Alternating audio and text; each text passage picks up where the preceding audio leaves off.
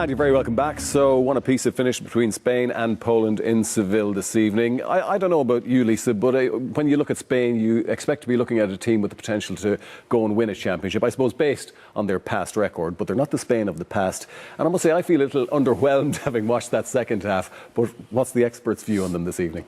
Yeah, I actually thought Poland started the second half really well. I thought they imposed themselves on the game. Thought they brought a bit more physicality to it. They were getting stuck in. They were having a word with the referee.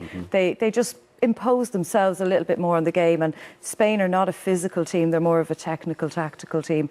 But then as the game wore on, I mean, really, once you kind of got to the 65th minute onwards, Spain just had so many chances. They really should have put the game to bed. I'd be concerned about that pitch, though. I thought it was terrible. Yeah, it was poor for the first match. And it didn't help Spain because, I mean, it cut up so badly. Even, you know, we were chatting off air that, you know, some of the times they're playing balls, they were bobbling, the weight was being taken off the pass by the condition of the pitch. So, you know, for a home pitch, the pitch certainly didn't help them tonight. Certainly didn't suit their style. Technical and tactical they may be, Damien, but are they effective in your eyes? I have to say they're a strange watch. I love possession-based teams. I love watching them. Premier League, Man City, in Europe, Bayern Munich, obviously Barcelona. Yeah. But by the end of that, you get a bit bored watching them. And I never thought I'd say that.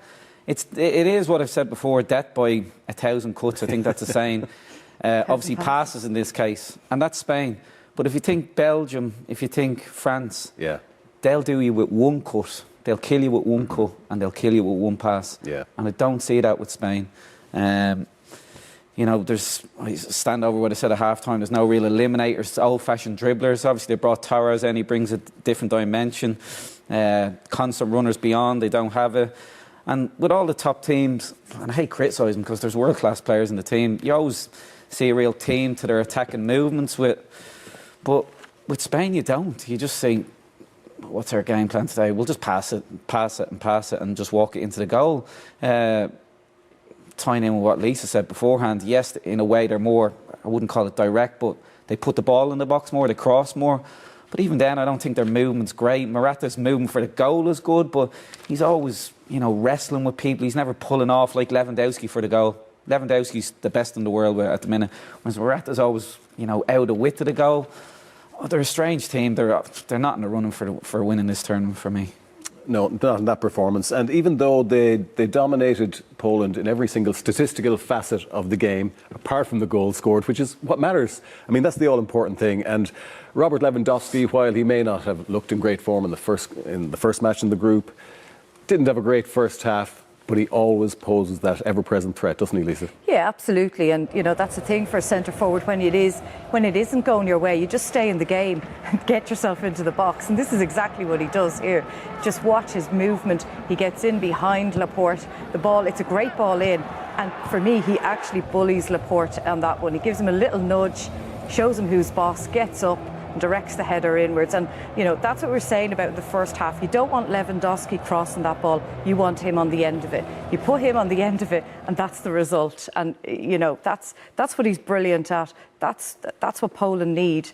And the one proper chance he got, apart from that one in the end of the first half where it ricocheted back to him, you know, that's his bread and butter stuff. Yeah, and I'm sure Lewandowski was absolutely furious with his teammate Jakub Moder to give away this penalty, Damien. Almost unforgivable, no need for the challenge, but it resulted in a Spanish penalty. Yeah, he's got away with it, Peter. It's so clumsy. Moreno doesn't even seem in control of the ball. It's just lazy feet. And I know it's well into the game, but just lazy defending.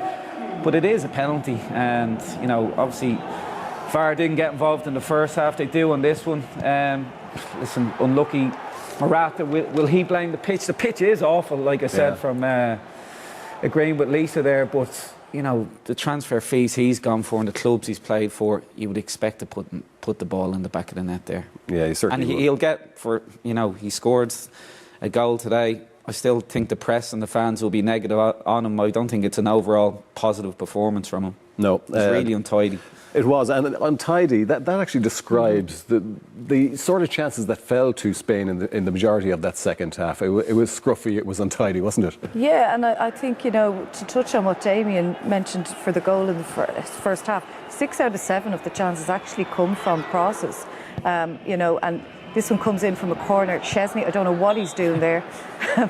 And I mean, this one again, a little ball out wide, a little dinked ball in. I mean, Torres has to hit the target for me there. I mean, you're completely free, and it's a brilliant chance. This one again, Chesney, again, like he's keeping Lucas Fabianski out of that team, and you'd have Juventus to wonder number how. one. You'd have to wonder how. But like, there is sloppiness in these chances in terms of, you know, you're in, turn, look, it's the defenders get around. It's just so scrappy.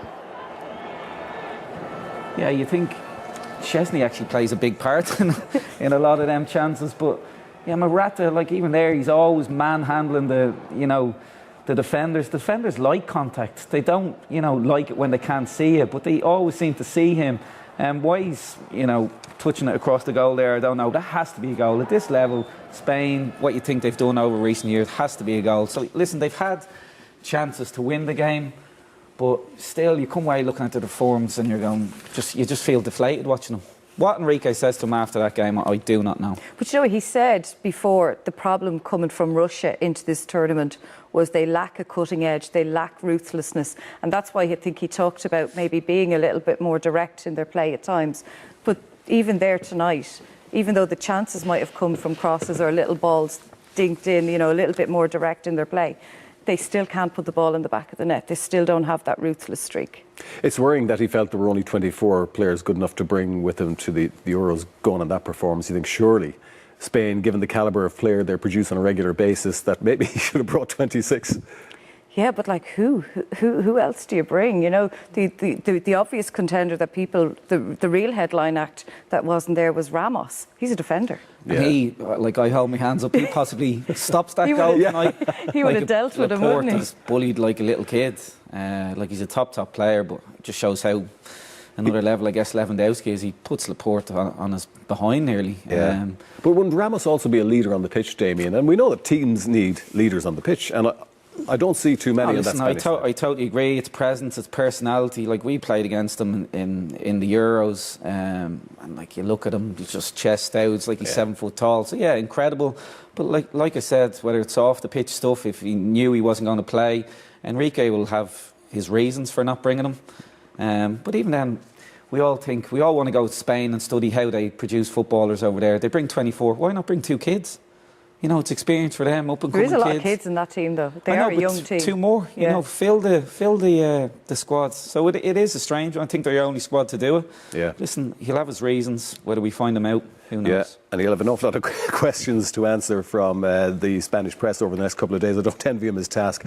Let's have a look at the chance that Poland had in the second half. The one, I think it was it? Is it a chance? The one breakaway. Spain obviously switch off and they break.